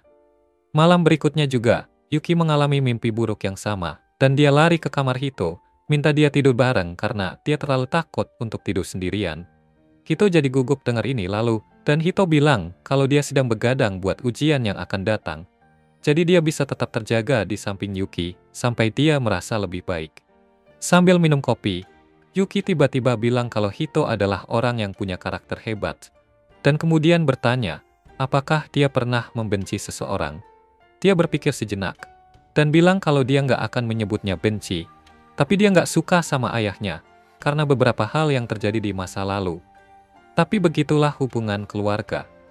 Kata-katanya mengingatkan Yuki pada saudarinya, yang bilang kalau dia membencinya, dan dia memutuskan untuk kembali ke kamarnya, dengan bilang bahwa dia cuma mengganggu Hito. Begitu dia tidur, dia melihat botol saus kosong yang bilang kalau dia telah meninggalkannya, dan saudarinya, dan sekarang semua orang membencinya karena dia pembunuh berdarah dingin. Botol saus itu menunjukkan padanya bahwa bahkan Hito dan Riko juga membencinya. Lalu mulai membongkar masa lalunya. Ketika Yuki masih kecil, dia adalah seorang jenius yang bisa bicara 15 bahasa saat umurnya 7 tahun. Dia sedang dalam perjalanan menjadi selebriti karena kepintaran dan kelucuannya. Tapi dia hanya tertarik membuat orang tuanya bahagia. Mereka hidup bahagia, tapi kemudian di ulang tahunnya yang ke-7, mereka kedatangan tamu tak terduga. Seorang tuanki membukakan pintu dalam mimpinya. Yuki mencoba menghentikan mereka, karena dia tahu hal-hal mengerikan akan terjadi selanjutnya. Orang tuanya menghilang dari mimpinya, dan Yuki mulai menangis saat botol saus bilang kalau orang tuanya dibunuh, karena para pembunuh datang untuk mengambilnya, dan bahkan saudarinya terlibat. Yuki melewati masa lalunya yang mengerikan, di mana dia kehilangan emosinya setelah kematian orang tuanya, dan menyerah pada pelatihan untuk menjadi pembunuh berdarah dingin. Ketika saudarinya tahu akan hal ini, dia bilang pada Yuki bahwa dia membencinya, dan membuang lonceng yang diberikan ibu mereka. Suara itu terus bilang padanya, kalau dia nggak punya pilihan lain selain tetap jadi pembunuh bayaran karena itu tujuan hidupnya di dunia. Yuki merasa bingung saat tiba-tiba, suara itu berubah jadi suara gurunya, dan dia melihat gurunya di depan, menyuruhnya kembali bekerja. Tiba-tiba, Yuki terbangun saat Hito memanggil namanya. Dia nanya apakah Yuki baik-baik saja karena dia dengar Yuki mengerang dalam tidurnya. Yuki tiba-tiba memeluk Hito erat-erat dan menariknya ke tempat tidur bersamanya. Hito mulai gemetaran, kayak mainan favorit mamamu, karena situasi ini terlalu berat buat orang polos seperti dia. Yuki minta maaf karena agak maksa, tapi dia memohon agar Hito membiarkannya seperti ini sebentar, karena dia butuh. Hito sadar kalau Yuki gemetar ketakutan dan nanya apakah dia mimpi buruk.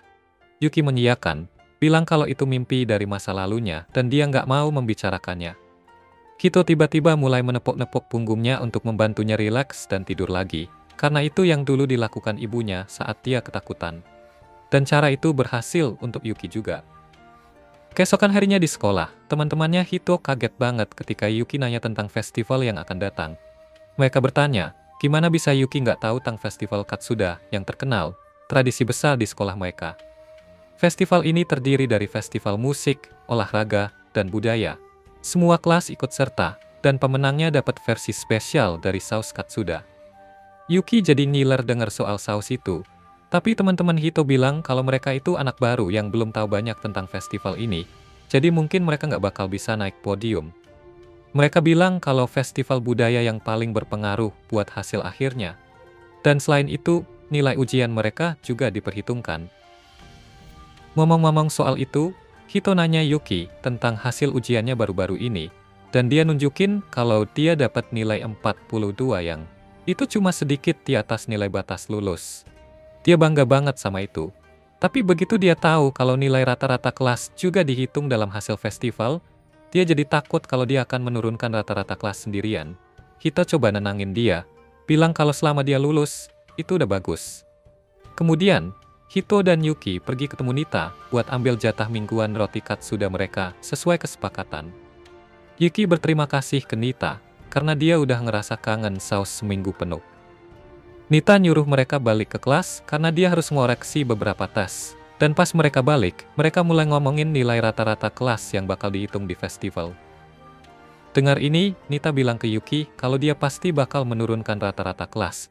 Karena dia bahkan nggak nulis namanya di lembar jawaban tes pendidikan jasmani. Itu aja, artinya dia bakal nggak lulus. Yuki panik, tapi Hito coba nego sama Nita supaya mereka bisa nulis nama sekarang. Nita bilang, mereka harus ngerjain pekerjaan dia gratis dan kesepakatan roti batal kalau mereka mau dapat kesempatan ini. Tapi Yuki rela bayar harga itu, karena dia pengen banget menang festival dan dapetin saus spesial. Tiba-tiba, hembusan angin lewat, dan Nita menemukan nama Yuki tertulis di lembar jawaban. Dia kaget dan nanya gimana bisa secepat itu. Tapi sebelum Yuki bisa ngomong apa-apa, Hito memutuskan untuk jadi Saul Goodman, dan bilang kalau nama itu pasti udah ada di sana. Tapi Nita mungkin nggak melihatnya sebelumnya. Nita sadar kalau dia udah kena akal bulus, dan memutuskan biarin Hito lolos kali ini. Setelah dia pergi, Hito nanya ke Yuki apa yang dia lakukan, dan Yuki bilang kalau itu bukan dia. Orang yang nulis namanya itu sembunyi di balik dinding, dan dia senang bisa bantu Yuki. Namun, Yuki sudah memperhatikannya, dan dia pergi untuk mengucapkan terima kasih. Cewek berambut pink itu adalah Naka, yang sama seperti yang melihat mereka di pasar, dan wajahnya memerah saat Yuki mendekatinya. Dia tergagap-gagap banyak, tetapi kemudian memperkenalkan dirinya sebagai teman sekelas mereka, dan memberitahu Yuki bahwa dia tahu cara untuk memenangkan festival.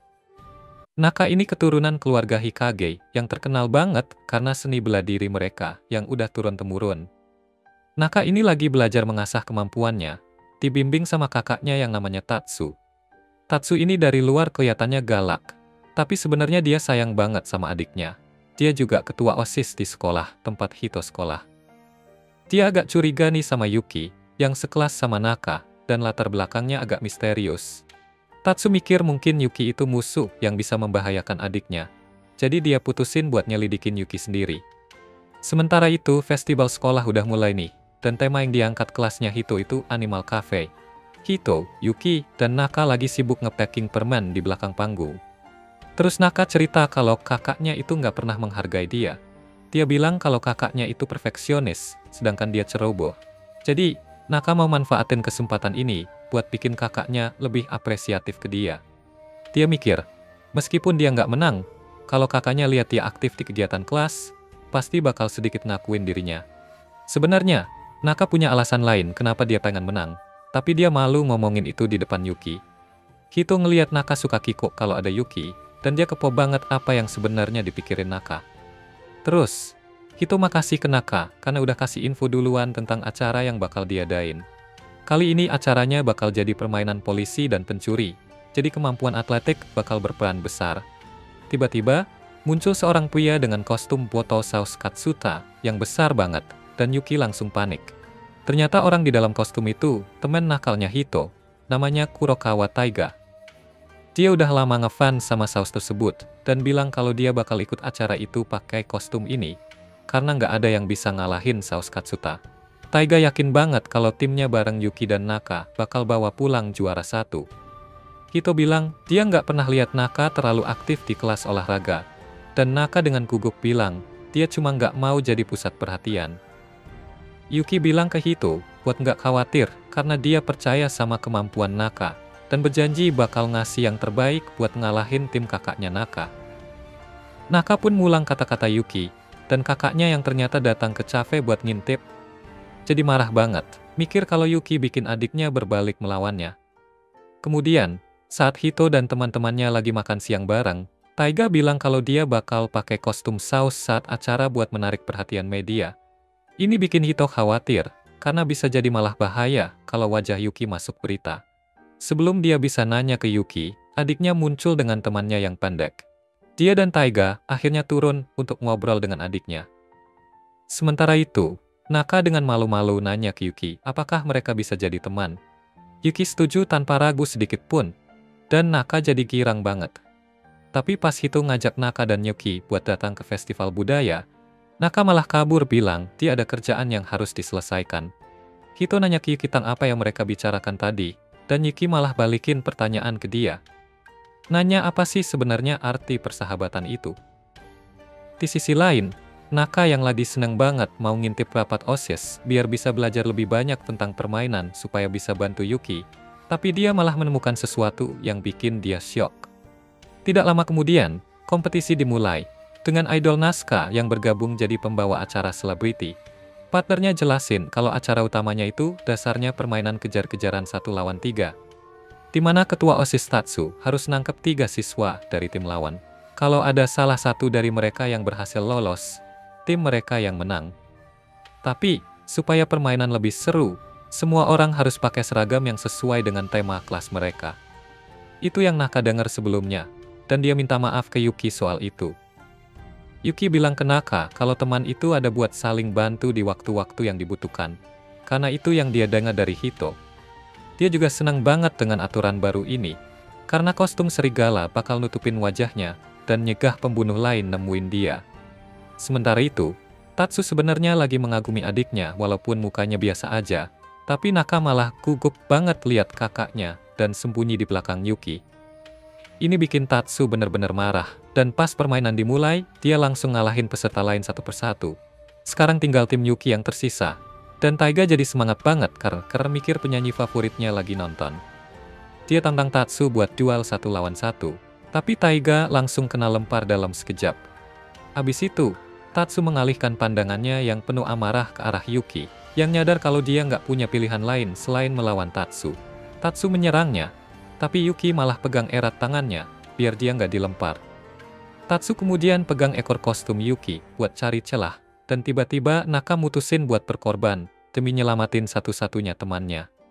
Naka lempar bom asap, dan begitu asapnya hilang, Tatsu malah nggak sengaja ngelempar adiknya sendiri dan bukannya Yuki, yang akhirnya selamat. Yuki mulai kepikiran kenapa Naka mau berkorban. Tapi lalu dia ingat kata-kata Hito bahwa teman adalah orang yang bisa kita ajak ngelakuin hal konyol dan serius bareng. Dan yang penting di mana mereka bisa bikin hidup satu sama lain jadi lebih baik. Dia jadi kepikiran, apa yang bisa dia lakuin buat Naka. Di lain sisi, Tatsu kena trauma gara-gara udah lempar adiknya sendiri dengan kekuatan penuh. Dia tatap Yuki dengan tajam, dan Yuki sadar kalau dia sebenarnya bisa kabur dengan mudah. Tapi masalahnya, Tatsu bau banget kayak saus Katsuta, dan Yuki nggak bisa lepas dari dia. Tiba-tiba Tatsu menerjang Yuki, tapi Yuki malah melawan balik dengan kekuatan yang seimbang. Semua orang, termasuk Tatsu, kaget banget bahwa ada yang bisa menandingi kekuatannya. Tapi pikiran Yuki cuma soal makanan. Tatsu bilang dia nggak bakal biarin siapapun datang di antara dia dan adiknya. Tapi lebih dari itu, dia nggak mau ada orang yang mendekati adiknya dengan niat yang nggak baik. Dia bilang ke Yuki kalau dia nggak tahu betapa spesialnya arti persahabatan buat adiknya. Dia pernah lihat adiknya terluka karena itu, dan dia nggak akan biarin itu terjadi lagi. Dia kasih tahu Yuki kalau dia nggak akan biarkan adiknya punya teman-teman palsu saat dia mencoba melempari Yuki, Tapi Yuki berpikir bahwa dia harus membuktikan kalau dia adalah teman sejati. Dia tiba-tiba pakai momentum Tatsu untuk membantingnya ke tanah. Seluruh penonton ternganga kaget, dan Yuki langsung lari ke arah gawang tempat Naka menunggunya. Cuma ada 20 titik tersisa sebelum permainan berakhir, dan Tatsu mengejar Yuki dengan tekad, nggak bakal biarin Yuki menang. Yuki langsung menuju ke Naka, bilang kalau dia sebelumnya nggak ngerti esensi persahabatan, tapi sekarang dia paham. Dia bilang akan sangat senang kalau bisa jadi seseorang yang spesial buat Naka. Lalu berlutut di depannya untuk menegaskan persahabatan mereka. Naka jadi merah padam dengar itu, tapi tiba-tiba Tatsu datang dan menangkap Yuki tepat saat peluit berbunyi. Yuki tertangkap di detik terakhir, dan meskipun dia udah menyentuh Naka dan bebaskannya, Naka nggak keluar dari penjara, yang artinya kelas mereka kalah meskipun punya keunggulan. Tatsu menang, dan Yuki cuma bisa melongo karena tempat kedua artinya nggak dapat saus katsuta. Dia langsung mati gaya.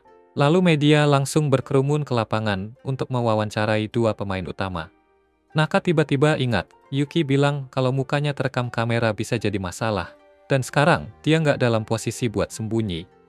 Naka cepat-cepat berpikir mencari ide dan melihat sumber daya yang ada di sekitarnya. Dia dengan cepat lempar bom asap lagi, dan dalam beberapa detik, dia berhasil menukar Taiga ke dalam kostum serigala, dan Yuki ke dalam kostum saus. Hito dan Riko baru aja datang karena khawatir sama Yuki, dan Naka bilang kalau Yuki aman.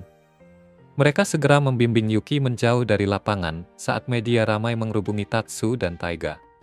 Mereka pergi ke belakang gedung sekolah, di mana Naka minta maaf karena bikin tim mereka kalah. Tapi Yuki bilang, itu karena dia sendiri kurang paham sama peraturannya. Yuki juga bilang kalau karena mereka sekarang teman, mereka harus berbagi kesuksesan dan kegagalan satu sama lain. Dan Naka jadi terharu. Tatsu dan anak buahnya datang dan bilang ke Naka kalau mereka harus pulang sekarang. Si kakak yang badannya kekar itu kasih tatapan maut lagi ke Yuki, karena dia mikir Yuki bikin adiknya jadi menyukai sesama jenis, dan bilang kalau Yuki nyakitin Naka, dia harus tanggung akibatnya. Malamnya, Hito menemukan Yuki sendirian di rooftop, sementara siswa lainnya lagi asik menikmati konser. Yuki mulai cerita tentang perasaan rumitnya soal festival budaya. Dan Hito menyimpulkan kalau sebenarnya Yuki menikmati acara itu. Yuki sadar kalau Hito benar. Dan kemudian Hito bilang meskipun mereka kalah tahun ini, mereka selalu bisa mencoba menang di lain kesempatan.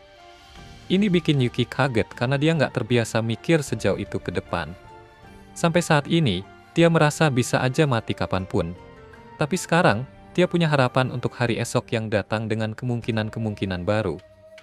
Keesokan harinya, Hito dan Yuki mengundang Naka main ke rumah mereka. Naka menunjukkan skill ninjanya dengan lempar shuriken ke target. Mereka tepuk tangan buat Naka, dan Naka dengan malu-malu bilang kalau dia sebenarnya nggak begitu berbakat, yang keren itu kakaknya. Dia bilang kadang-kadang dia berharap tidak dilahirkan dengan kekuatan dan tanggung jawab itu, dan hidupnya akan lebih baik kalau dia bisa jadi cewek normal. Kata-katanya benar-benar menyentuh Yuki, dan Yuki bilang dia ngerti banget apa yang Naka rasain. Dia juga bilang kalau dia juga pengen jadi orang biasa, dan mereka mulai terikat satu sama lain lewat impian yang sama itu. Sementara Hito tersenyum melihat momen yang menghangatkan hati ini. Pas banget Mida datang dari belakang, dan bilang ke Hito kalau dia akhirnya di jalan yang tepat buat bikin harem sendiri. Udah ada 2 cewek imut di situ. Dia nanya siapa yang mau Hito pilih malam ini, sambil memperkenalkan dirinya sebagai opsi ketiga. Dan Hito langsung panik, mencoba ngejelasin kalau dia nggak tertarik. Saat Yuki pamer skill lempar pisau ke Naka, Nita mulai mendekati Hito, nanya apakah dia mau ngerasain surga. Detik berikutnya, permen lollipop Nita hancur kena pisau Yuki. Yuki minta maaf dengan sungguh-sungguh, bilang kalau sebenarnya dia mau lempar ke pohon, tapi tangannya meleset. Nita jadi marah sekaligus takut, tapi dia nggak bisa bilang banyak-banyak. Dia cuma bilang ke Yuki buat lebih hati-hati, karena kalau sampai dia terbunuh, Yuki nggak bakal dapat informasi apapun soal saudara perempuannya. Setelah dengar itu, Naka nanya ke Nita, apakah dia juga bukan orang biasa. Dia coba kenalin dirinya, tapi Nita langsung bilang kalau dia udah tahu Naka itu anak dari keluarga ninja. Dia bilang kalau dia hidup dari ngumpulin dan jual informasi. Kemudian, Nita pegang wajah Naka. bilang kalau dia tahu Naka yang nulis nama Yuki di kertas soal. Naka merasa terintimidasi, tapi begitu Nita merasakan tatapan mematikan dari Yuki, dia langsung mundur. Setelah beberapa saat, Nita bilang kalau dia akan pergi ke Cina untuk misi. Jadi mungkin dia bisa menemukan beberapa informasi tentang saudara perempuannya Yuki. Tapi dia tidak akan mencari terlalu dalam, karena bisa saja ketemu masalah dengan Dragon's Nine. Karena itu adalah tempat asal Yuki dulu. Yuki bilang kalau dia nggak kenal siapa-siapa di sana selain gurunya. Dan kemudian Nita pergi, sambil bilang selamat merayakan Natal intim bersama. Hito jadi malu dengar itu.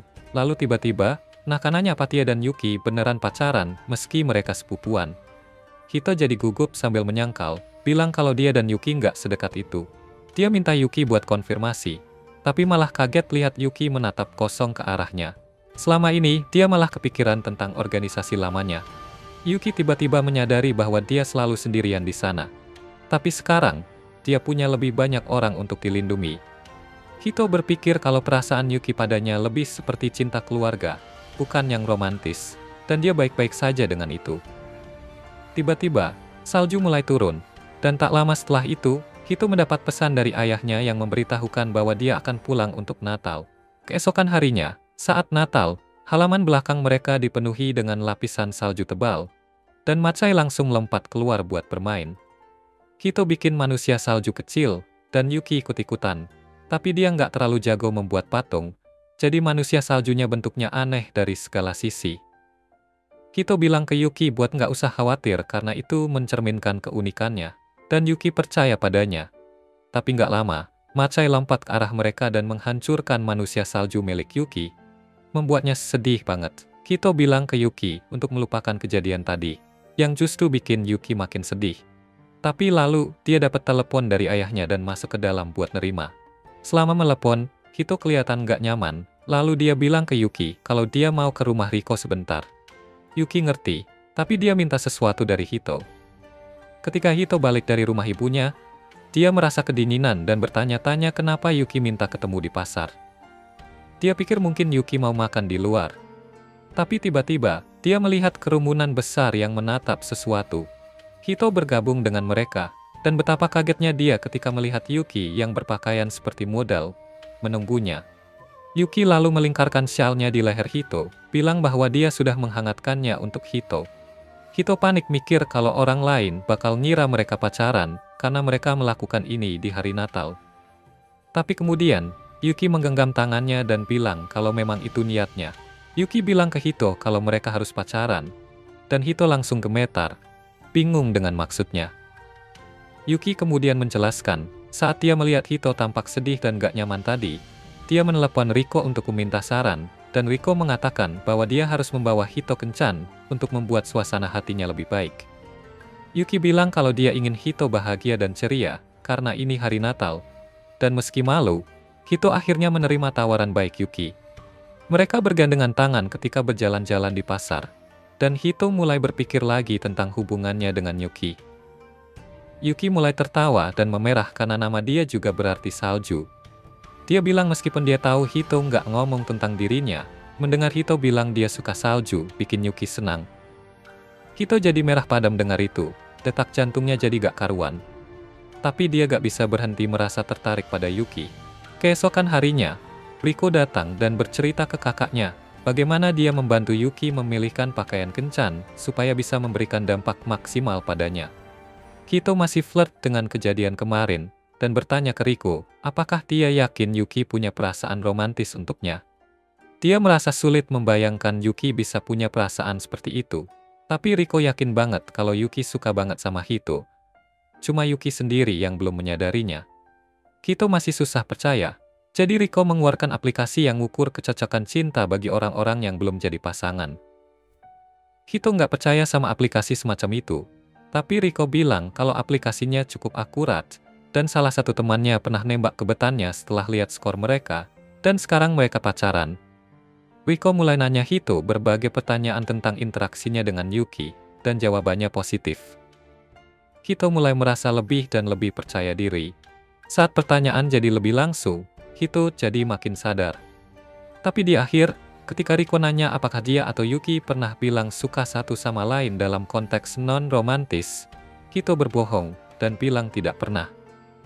Dengan jawaban yang satu itu negatif, tetap saja skornya untuk afeksi timbal balik dengan Yuki mencapai 96%. Dan Riko bilang ke Hito kalau dia dan Yuki sebenarnya sudah seperti pasangan. Dia jadi semakin malu mendengarnya. Dan saat itulah Yuki pulang dari berbelanja.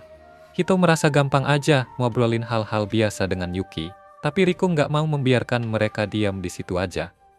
Tiba-tiba, Riko mulai tanyakan Yuki pertanyaan-pertanyaan yang sama seperti yang diajukan ke Hito.